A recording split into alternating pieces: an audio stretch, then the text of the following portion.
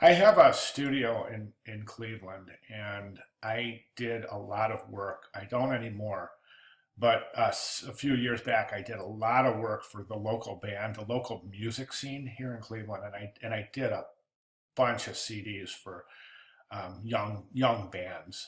Um, and so I worked with the square format quite a bit, and it is just difficult. I mean, I hope you agree. I'd like to know if you shoot me an email or something, let me know what your experience was with the square format. I think it's notoriously one of the most difficult formats to work with. That's why back in week one, I told you about that, and you kind of said, so I'm going to do it. So, and you took it as a challenge, and I'm really glad you did. I think you learned quite a bit about layout itself by working with the square format. Um, and I'm sure you had plenty of frustrations along the way. I got to this right here, and listen, I'm going to be honest with you, okay? It's so awesome that you included this scale shot because I was thinking this thing was a lot bigger. I know I looked at the guides, I know I looked at the rulers in Acrobat, but this guy's tiny. And it's cool. I'm so glad that you got that scale shot because that changes a lot. Mainly shots like this where I was thinking, man, that type is it's just too big. But it's not, and that's awesome. So good job using scale to define the actual size. There are a couple of things in your shots. Most of your shots are really good. You got some pretty harsh shadows down here though, and it's because you got this has got a little depth to it. Consider another light source over here. Incandescent bulbs are fine. Fluorescent lights are great light source. So set one up on both sides until you have more than one light source, so you can kind of eliminate or soften up those shadows. Anyway,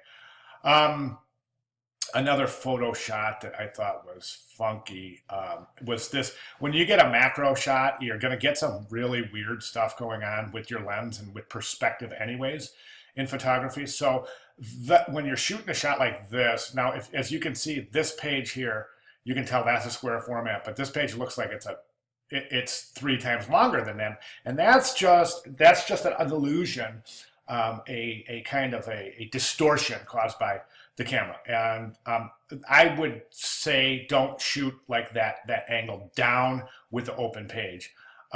Get that page flat and shoot across instead of coming down on it, and you should be able to eliminate those illusions or those kind of optical distortions from the lens.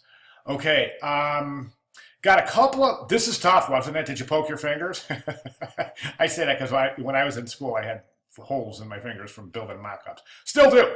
I still do. I can't do that. You have to use a pen. Sorry about that. I was saying I have to use a pencil eraser to do that. But the reason I bring that up is because you can Photoshop that. You can just use Photoshop to straighten out. I know it sounds funky, but we all do it. And use Photoshop to straighten out the imperfections in your um, photographs. I would just straighten those little staples out. And same here. And they actually, you didn't do too bad. It looks like you did pretty well. And then you could like clean up those little creases and that little tear right there. I mean, it's almost impossible on that little bleed mark right there. Just get rid of things like that for your final, when you are ready for your student portfolio. Um, all right, so that's what I have. Hey, great job. I enjoyed having you in class. I think you're a good student. I think you got a nice touch, and I really, really admire the fact that you wanted to take this thing on. And the results I think are outstanding. So, really good job.